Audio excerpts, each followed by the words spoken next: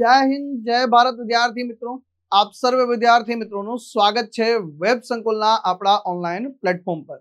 આજે 14 તારીખ છે અને 14 તારીખ એટલે કે ઉત્તરાયણનો આ પર્વ। સૌથી પહેલા તો બધા જ વિદ્યાર્થી મિત્રોને ઉત્તરાયણ પર્વની ખૂબ ખૂબ શુભેચ્છા। આજે આપણે 14 જાન્યુઆરીના મોસ્ટ આઈએમપી કરંટ અફેર્સની ચર્ચા કરીશું। વિડિયો રેકોર્ડેડ ફોર્મમાં છે એટલે આજે જે છે પહેલા જાતે અટેમ્પ્ટ કરજો અને પછી એનું સોલ્યુશન જોવાનો પ્રયાસ કરજો। સૌથી પહેલા તો જે છે ગણિતનું પુસ્તક એટલે કે હવે ક્લાસ 3 થી લગાવીને જીપીએસસી સુધીની યુપીએસસી સુધીની તમામ પરીક્ષાઓ માટે એક જ ગણિતનું પુસ્તક, અલગ અલગ પુસ્તકો વસાવવાની જરૂર નથી। તો વેબ સંકુલ દ્વારા લોન્ચ કરવામાં આવ્યું છે અને આના ઉપર અત્યારે લોન્ચિંગ ઓફર છે એટલે 50% ડિસ્કાઉન્ટ મળી રહ્યું છે તમને અને 750 રૂપિયાની કિંમત છે, પરંતુ ડિસ્કાઉન્ટ સાથે તમને 415 રૂપિયામાં કુરિયર ચાર્જ સાથે તમારા ઘર સુધી પહોંચી જશે। વેબ સંકુલ એપ્લિકેશન ડાઉનલોડ કરીને આ પુસ્તક તમે જે છે મંગાવી શકો છો। તો વહેલા તે પહેલાના ધોરણે જે છે પુસ્તકનો ઓર્ડર આપી દેજો મિત્રો। પહેલો પ્રશ્ન છે આપણી સ્ક્રીન પર કે નીચે આપેલા ઉપનામોમાંથી કયું ઉપનામ નરસિંહ રાવ દિવેટિયાનું નથી જી? તો જવાબ આવશે ફક્ત 4 મિસ્કિન એ એમનું ઉપનામ નથી મિત્રો। નરસિંહ રાવ ભોળાનાથ દિવેટિયાજીનો પરિચય મેળવવાનો છે। એમનો જન્મ જે છે 3 સપ્ટેમ્બર 1859 અમદાવાદ ખાતે અને અવસાન 14 જાન્યુઆરી 1937 ના રોજ જે છે થયેલો છે, એટલે કે એનો આજે જે છે નિર્વાણ દિવસ છે। પિતા ભોળાભાઈ સારાભાઈ દિવેટિયા પ્રાર્થના સમાજના જે છે સ્થાપક, જ્ઞાનબાલ, નરકેસરી, મુસાફર, પથિક, દુર્બીન, શંભુનાથ, વનવિહારી આવા અલગ અલગ ઉપનામોથી જાણીતા। બિરુદ સાહિત્ય દિવાકરનું બિરુદ પ્રાપ્ત થયું છે। ગુજરાતી ભાષાના જાગૃત ચોકીદારનું બિરુદ પણ એમને પ્રાપ્ત થયેલું છે। કુસુમમાળાને અર્વાચીન ગુજરાતી કવિતાની જે છે ગંગોત્રી તરીકે ઓળખવામાં આવે છે। કુસુમમાળા જે છે નરસિંહ રાવ દિવેટિયાના કાવ્યોને રમણભાઈ નીલકંઠજી જે છે ખારા જળમાં મીઠી વેડી તરીકેનું જે છે બિરુદ આપ્યું છે। કુસુમમાળા જેને જે છે મણિલાલ દ્વિવેદી જે છે રસરૂપ ગંધ વજિત તરીકે ઓળખાવે છે। તો ગુજરાતી ભાષાના સાક્ષર કવિ, પંડિત યુગના અગ્રણી સર્જક અને સાહિત્યના ગુજરાતી સાહિત્યના પ્રથમ ઉર્મી કાવ્ય કુસુમમાળાના જે છે સર્જક તરીકે આપણે જાણીએ છીએ। તેઓ ગુજરાતી સાહિત્યકાર ભોળાનાથ દિવેટિયાના પુત્ર અને લેખિકા વિદ્યા ગૌરી નીલકંઠજીના મામા હતા। કુસુમમાળા એમના દ્વારા આપણને પ્રાપ્ત થાય છે, કવિતાની ગંગોત્રી કહેવાય છે, તેથી જ રમણભાઈ નીલકંઠ જે છે ખારા જળની મીઠી વેરલી તરીકે ઓળખાવે છે। આ ઉપરાંત હરિગીત છંદમાં ફેરફાર કર્યો અને તેમાંથી ખંડ હરિગીત છંદનું જે છે સર્જન કર્યું। રમણભાઈ નીલકંઠે નરસિંહ રાવની કવિતાને ગુજરાતી કવિતાના સૂકા અરણ્યમાં લીલી કુંજ કહીને જે છે ઓળખાવે છે મિત્રો। કાકા સાહેબ કાલેલકર જે છે એમના સ્મરણ સંહિતાને તમામ ભારતીય સાહિત્યનું આભૂષણ, ગોવર્ધન રામ ત્રિપાઠીજી કુસુમમાળાને ભારત સૌ પ્રથમ પ્રગટ થયેલી શુદ્ધ પ્રકૃતિ કવિતાને ધ્યાનમાં રાખીને જે છે કહેવાય છે કે નરસિંહ રાવને સૂર્ય, ચંદ્ર અને તારાના કવિ કહે છે। કનૈયાલાલ મુનશીજી એમને ગુજરાતી સાહિત્યના ભીષ્મ પિતામહ તરીકેનું બિરુદ આપે છે। એમના સ્મૃતિ ચિત્રોની લેખમાળા આપતું પુસ્તક એટલે કે સ્મરણ મુકુર જે છે ગુજરાતી સાહિત્યનું પહેલું પુસ્તક છે। સ્મરણ સંહિતા એમના પુત્ર નલિનકાંતની યાદમાં લખાયેલું છે અને એમની સૌથી અત્યંત જાણીતી કવિતા હોય તો મંગળ મંદિર ખોલો દયામય મંગળ મંદિર ખોલો સાહેબ। તો આ એમની રચનાઓ છે, હૃદય વીણા છે, સ્મરણ સંહિતા છે, કુસુમમાળા છે, ગુજરાતી લેંગ્વેજ એન્ડ લિટરેચર ભાગ 1 અને 2 અને અભિનય કલા।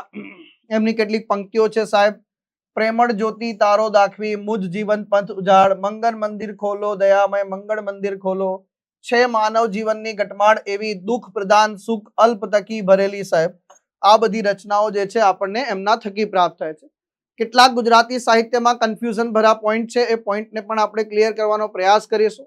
હિમાલયનો પ્રવાસ જે છે એના રચનાકાર છે કાકા સાહેબ કાલેલકર, પણ કાશ્મીરનો પ્રવાસ જે છે કવિ કલાપીએ લખેલું છે। સ્મરણ યાત્રા જે છે કાકા સાહેબ કાલેલકર અને સ્મરણ સંહિતા નરસિંહ રાવ દિવેટિયાજી, ગણિક સંઘ નિરંજન ભગત અને આપણો ગણિક સંઘ જે છે દિગેશ મહેતા દ્વારા લખાયેલો છે મિત્રો। તાજેતરમાં ઇટાલીની સરકાર દ્વારા કયા ભારતીય ઉદ્યોગપતિને જે છે એમના દેશના સર્વોચ્ચ નાગરિક સન્માન એટલે કે Cavalier of the Order of Merit of the Italian Republic પુરસ્કારથી નવાજવામાં આવ્યા છે? તો શ્રીનિવાસ ડેમ્પોજીને જે છે આ પુરસ્કારથી નવાજવામાં આવ્યા છે। તો ગોવા ખાતે આપ જે છે ગોવા સ્થિત આપણા ઉદ્યોગપતિ શ્રીનિવાસ ડેમ્પોજી ઇટાલી દેશના સર્વોચ્ચ નાગરિક સન્માનથી સન્માનિત કરવામાં આવ્યા છે. આ સન્માન ભારતમાં રહેતા ઇટાલિયન નાગરિકોને સહાય કરવા, વેપાર, સંસ્કૃતિ અને સામુદાયિક રીતે જે છે પહેલમાં ભારત અને ઇટાલીના સહયોગને વધુ મજબૂત બનાવવા માટે આ પુરસ્કાર આપવામાં આવ્યો છે.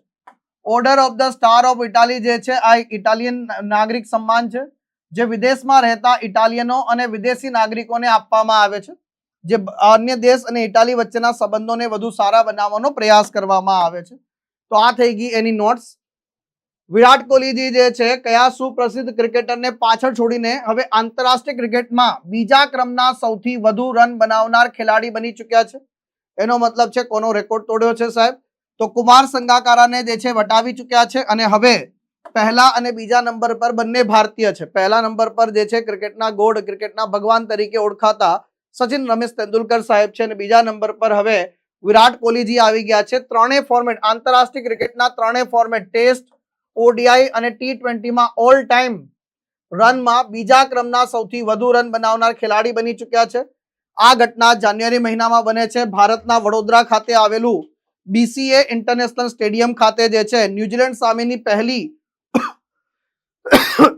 ઓડીઆઈ મેચમાં આ રેકોર્ડ બને છે મિત્રો. આ પહેલા કુમાર સંગાકારાજી બીજા નંબર પર હતા અને આ મેચ શરૂ થાય તો માત્ર 42 રનની જરૂર હતી, પણ 90 કરતા વધારે રન કર્યા સાહેબ. આ યાદીમાં ક્રિકેટના ભગવાન તરીકે ઓળખાતા સચિન રમેશ તેંડુલકર સાહેબ 34,357 રન સાથે નંબર 1 પર છે સાહેબ. તો ભાઈ જે છે વાત કરીએ તો 28 રન સુધી પહોંચનારા સૌથી ઝડપી ખેલાડી બન્યા છે અને આ સિદ્ધિ જે છે એ ખાસ કહીને તો અહીંયા ટોટલ જે છે સૌથી વધારે જે છે સચિન રમેશ તેંડુલકર ભારતના છે સાહેબ. 664 મેચ, 782 ઇનિંગ, 34,357 રન મિત્રો. આ સાથે જે છે હવે પહેલા અને બીજા નંબર પર ભારતીય આવી ચૂક્યા છે.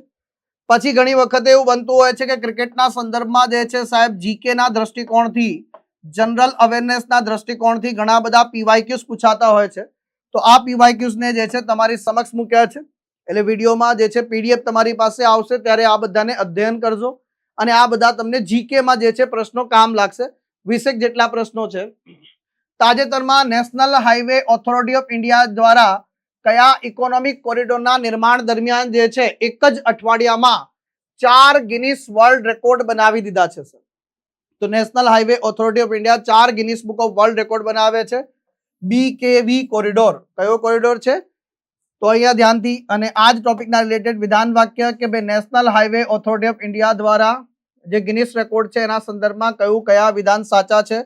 તો પહેલા 1, 2, 3 વિધાનો સાચા છે, ચોથું વિધાન ખોટું છે સાહેબ.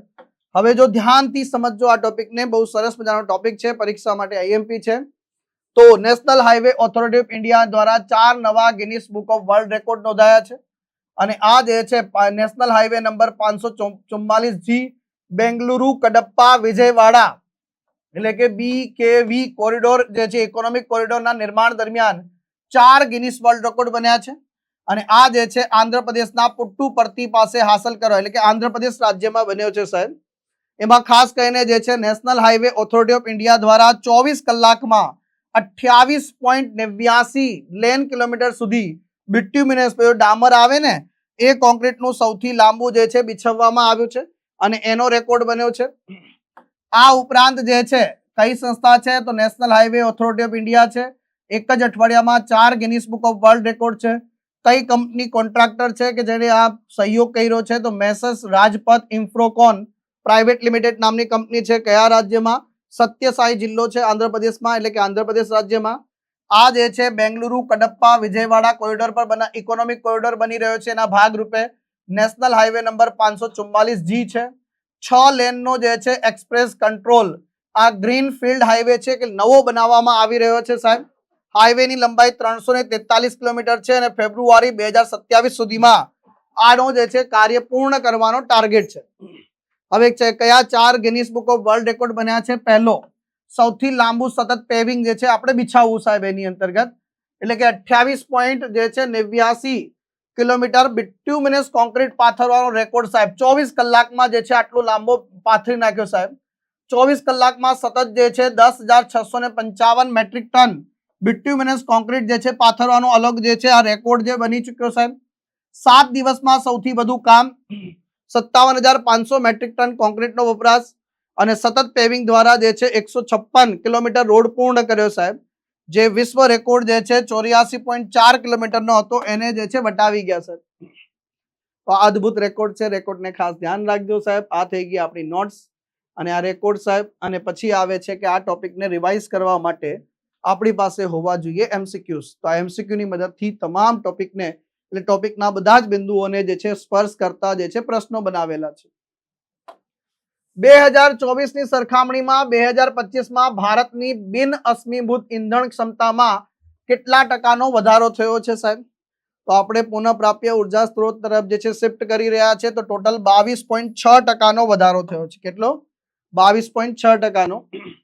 તો નવી અને પુનઃપ્રાપ્ય ઉર્જા મંત્રાલય મિનિસ્ટ્રી ઓફ ન્યૂ અને રિન્યુએબલ એનર્જી દ્વારા જાહેર કરાયેલા આંકડા પ્રમાણે ભારતની બિન અશ્મિભૂત ઈંધણ આધારિત વીજ ક્ષમતા જે છે, જેમાં સૌર ઉર્જા, પવન ઉર્જા, જળ વિદ્યુત, બાયો એનર્જી, અન્ય સ્વચ્છ સ્ત્રોતોનો સમાવેશ કરીને 266.78 ગીગાવોટ પર પહોંચી જાય છે. અને ગયા વર્ષની સરખામણીમાં 22.6%નો જે છે નોંધપાત્ર વધારો થાય છે. જેમાં સૌર ઉર્જા જે છે સૌથી વધારે કન્ટ્રીબ્યુટ કરે છે, 131.81 ગીગાવોટ એટલે કે 38%નો વધારો. પવન ઉર્જામાં જે છે 54.51 ગીગાવોટ, 13%નો વધારો. બાયો એનર્જી 11 ગીગાવોટ, નાના જળ વિદ્યુત મથકો જે છે 5 ગીગાવોટ અને મોટા જળ વિદ્યુત મથકોમાંથી 50.91 ગીગાવોટ જે છે પંપ સ્ટોરેજ સહિત ભેગા કરીને સાહેબ. તો આ તમે જોઈ શકો છો કેવી રીતે જે છે સાહેબ કહેવાય કે એમ લંપ થયું છે સાહેબ. ટોટલ જે છે 22, 38 અને જે છે સાહેબ ટકાવારીમાં ટોટલ 2025માં જે છે 48 ગીગાવોટની જે છે પુનઃપ્રાપ્ય ઉર્જા ક્ષમતા આપણે ઉમેરો કર્યો છે સાહેબ. અને આપણો જે 50%નો ટાર્ગેટ આપણે પૂરો કર્યો છે, જેટલી આપણને જરૂર છે ઇલેક્ટ્રિસિટી, એમાં 50% જે છે આપણે આમાંથી પુનઃપ્રાપ્ય ઉર્જા સ્ત્રોતમાં મેળવી રહ્યા છે. અમેરિકા અને ચીનની સાથે સાથે હરોળમાં આવી ચૂક્યા છે સાહેબ. આ ઉપરાંત 2030 સુધીનો ભારતનો લક્ષ્ય છે કે 500 ગીગાવોટ બિન અશ્મિભૂત ક્ષમતા હાંસલ કરવી સાહેબ. પુનઃપ્રાપ્ય ઉર્જા સ્ત્રોતમાંથી એનર્જી પ્રાપ્ત કરવી. એમાં આપણે જે છે હવે 300 સુધી તો પહોંચવાયા છે સાહેબ. 2070 નું આપણું ટાર્ગેટ છે કે ભાઈ નેટ ઝીરો હાંસલ કરવાનું.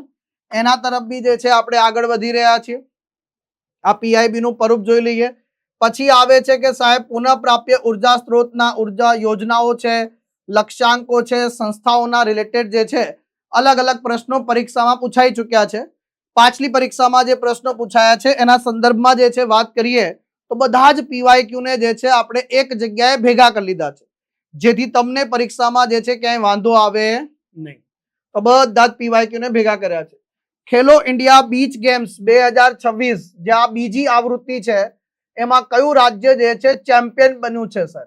તો એમાં જે છે કર્ણાટક રાજ્ય જે છે ચેમ્પિયન બન્યું છે. તો કર્ણાટક જે છે ભારતની રાષ્ટ્રીય મલ્ટી સ્પોર્ટ બીચ સ્પર્ધાની બીજી આવૃત્તિ ખેલો ઇન્ડિયા બીચ ગેમ્સમાં ચેમ્પિયન તરીકે ઉભરી આવ્યું છે. તો કર્ણાટક રાજ્ય ચેમ્પિયન બન્યું છે. તો આનું આયોજન દાદરા નગર અને હવેલી, દમણ દીવ જે છે DNHDD ના દીવમાં આવેલા ગોગલા બીચ ખાતે આયોજન થાય છે. આની બીજી આવૃત્તિ હતી સાહેબ. પહેલી આવૃત્તિ પણ જે છે મે મહિનામાં અહીંયા જ યોજાય છે સાહેબ. અને હવે જાન્યુઆરી મહિનામાં જે છે બીજી આવૃત્તિ યોજાય છે સાહેબ ખેલો ઇન્ડિયાના નેજા હેઠળ. આનો મેસ્કોટ શું હતો ભાઈ? પલ. ગયા વર્ષે બી પલ છે. આ એક જીવંત ડોલ્ફિનને રિપ્રેઝન્ટ કરે છે સાહેબ. કર્ણાટક ટોટલ 11 મેડલ જીતીને નંબર 1 પર રહે છે. તમિલનાડુ નંબર 2 પર રહે છે સાહેબ. અને મણિપુર નંબર 3 પર રહે છે. તો કર્ણાટક નંબર 1, તમિલનાડુ નંબર 2 અને મણિપુર નંબર 3 પર રહે છે મિત્રો. તાજેતરમાં યોજાયેલા 2026ના ગોલ્ડન ગ્લોબ્સ એવોર્ડ્સમાં કઈ ફિલ્મે સૌથી વધુ 4 એવોર્ડ જીતીને સફળતા પ્રાપ્ત કરી છે મિત્રો? તો જવાબ આવશે વન બેટલ આફ્ટર અનધર. આને જે છે સાહેબ આ સ્પર્ધા જીતી લીધી છે. તો હોલીવુડ ફોરેન પ્રેસ એસોસિએશન જે છે વાર્ષિક ધોરણે યોજવામાં આવતા ગોલ્ડન ગ્લોબ એવોર્ડની જે છે 83મી આવૃત્તિનું આયોજન જાન્યુઆરી મહિનામાં થાય છે. કઈ જગ્યાએ? અમેરિકાના કેલિફોર્નિયામાં બેવર્લી હિલ્ટન ખાતે થાય છે. ગોલ્ડન ગ્લોબ એવોર્ડ જે છે મનોરંજનના ક્ષેત્રમાં સૌથી પ્રતિષ્ઠિત આંતરરાષ્ટ્રીય સન્માન તરીકે ગણવામાં આવે છે. કહી શકાય કે ઓસ્કર પછી ઓસ્કરની લબોલબ જે છે આની ગણતરી થાય છે. દર વર્ષે ફિલ્મ અને ટેલિવિઝનમાં બેસ્ટ પ્રદર્શન કરનારને આ એવોર્ડ વર્ષ 1944 થી આપવામાં આવે છે. આજથી નહીં, વર્ષ 1944 થી આપવામાં આવે છે. આ એવોર્ડ હોલીવુડની વર્ષની સૌથી મોટી પાર્ટી એટલે હોલીવુડની સૌથી મોટી પાર્ટી ગણવામાં આવે છે અને એના કારણે આ વિશ્વનો સૌથી મોટો મનોરંજન ઉદ્યોગનો જે છે એવોર્ડ બની જાય છે. 2026માં કઈ નવી કેટેગરી ઉમેરવામાં આવી છે? બેસ્ટ પોડકાસ્ટ, એટલે કે અત્યારે જે પોડકાસ્ટ અત્યારે હાલ પિકઅપ પકડી રહ્યું છે એના આધાર પર નવી કેટેગરી ઉમેરવામાં આવી છે. શ્રેષ્ઠ અભિનેતાનો પુરસ્કાર બ્રાઝિલિયન જે છે અભિનેતા Wagner Moura the secret agent માટે જે છે એની ભૂમિકા માટે. તો best performance by a male actor in a motion picture drama ઇતિહાસ રચ્યો છે. શા માટે? કારણ કે એવોર્ડ જીતનારા પ્રથમ બ્રાઝિલિયન અભિનેતા બની ચૂક્યા છે. સર શું છે? પ્રથમ જે છે બ્રાઝિલિયન અભિનેતા જે છે બની ચૂક્યા છે આની અંતર્ગત. ત્યાર પછી સૌથી વધુ એવોર્ડ આપ કઈ ફિલ્મ જીતે છે? તો પોલ થોમસ એન્ડરસનની જે છે ડાયરેક્ટેડ થયેલી વન બેટલ આફ્ટર અનધર એ જે છે ટોટલ 9 નોમિનેશન મેળવે છે, જેમાંથી 4 ગોલ્ડન ગ્લોબ્સ એવોર્ડ જીતે છે, જેમાં બેસ્ટ પિક્ચર, મ્યુઝિકલ અથવા કોમેડી કેટેગરીમાં સાહેબ, ડાયરેક્ટર, સ્ક્રીન પ્લે અને સપોર્ટિંગ એક્ટ્રેસ ટોટલ 4 પુરસ્કાર જીતે છે મિત્રો. તો આ છે બધા બેસ્ટ ફિલ્મ છે ડ્રામામાં જે છે આ હેમલેટને પ્રાપ્ત થયો છે. બેસ્ટ ફિલ્મ જે છે મ્યુઝિકલ કોમેડી કેટેગરીમાં વન બેટલ આફ્ટર અનધર જે છે પ્રાપ્ત થયો છે. બેસ્ટ એક્ટ્રેસ ડ્રામા માટે જે છે જેસલ બકલી જે છે એને હેમલેટ મૂવી માટે રોલ માટે બેસ્ટ એક્ટ્રેસનો ખિતાબ, અને જે છે વેગનર મોરા જે છે અને સિક્રેટ એજન્ટ માટે બેસ્ટ એક્ટરનો ખિતાબ પ્રાપ્ત થાય છે. આ 1, 2, 3 અને 4 તો આપને કમ્પલસરી જે છે યાદ રહેવા જોઈએ મિત્રો. વાત છે કોન્સ્ટેબલ પાર્ટ એ અને પાર્ટ બી નવા આરઆર પ્રમાણે તૈયાર થયેલું આપણું પુસ્તક મિત્રો, જેમાં બધા જ વિષયોનો સમાવેશ જે છે આ 2 પુસ્તકોમાં કરવામાં આવેલો છે. જો આ પુસ્તક તમારે હજી મંગાવવાનું બાકી છે તો વહેલા તે પહેલાના ધોરણે આ પુસ્તકને જે છે મંગાવી લેજો મિત્રો. અત્યારે 50% ડિસ્કાઉન્ટ ચાલી રહ્યું છે, એટલે કે એમઆરપી 1100 રૂપિયા છે, પરંતુ કુરિયર ચાર્જ સાથે માત્ર 600 રૂપિયામાં તમારા ઘર સુધી આ પુસ્તક પહોંચી જવાનું છે મિત્રો. સમય થયો છે આજના દિવસના 3 પ્રશ્નો. આ 3 પ્રશ્નો આપના માટે ટેસ્ટના સ્વરૂપે છે. તો આ 3 પ્રશ્નો જે છે સાહેબ વિડીયોને પોઝ કરજો, વાંચી લેજો સાહેબ. જેમ કે પહેલો છે કે ભાઈ 16 વર્ષથી નાની ઉંમરના લોકો માટે જે છે એક દેશ છે કે જેણે અત્યારે હાલ ડિસેમ્બર 2025 થી જે છે પ્રતિબંધ મૂક્યો છે. એવો જ પ્રતિબંધ જે છે 15 વર્ષથી નાની ઉંમરના બાળકો માટે વિચારી રહ્યું છે. એ દેશનું નામ કયું છે? ક્વાડ દેશો દ્વારા જે છે હાલમાં કહી શકાય કે ખાસ દુર્લભ જાહેર સભા જે છે એનું આયોજન કયા દેશમાં કર્યું? અને FIH મહિલા વર્લ્ડ કપ ક્વોલિફાયર્સમાં ભારતીય મહિલા હોકી ટીમનું નેતૃત્વ કરવા માટે મુખ્ય કોચ તરીકે કોની નિમણૂક કરવામાં આવી છે? તો આ 3 પ્રશ્નોના જવાબ લેક્ચર પૂરો થઈ ગયા પછી કોમેન્ટ બોક્સમાં તમામ વિદ્યાર્થી મિત્રોએ લખવાના છે. આશા રાખું છું કે આ લેક્ચર શરૂથી લઈને અંત સુધી આપે જોયો હશે. આજે ઉત્તરાયણનો આ અદ્ભુત પર્વ છે. આશા રાખું છું ઉત્તરાયણ પર્વમાં બધા વિદ્યાર્થી મિત્રોને ફરીથી હેપી ઉત્તરાયણ, ઉત્તરાયણની જે છે ખૂબ ખૂબ શુભેચ્છાઓ મિત્રો. લેક્ચર શરૂથી લઈને અંત સુધી જોયો હોય, પસંદ આવ્યો હોય તો લાઈક કરજો અને શેર કરવાનું ભૂલતા નહીં. મળીશું નેક્સ્ટ લેક્ચરમાં. ટિલ ધેન મને રજા આપો. બાય બાય, ટેક કેર, જય હિન્દ, જય ભારત.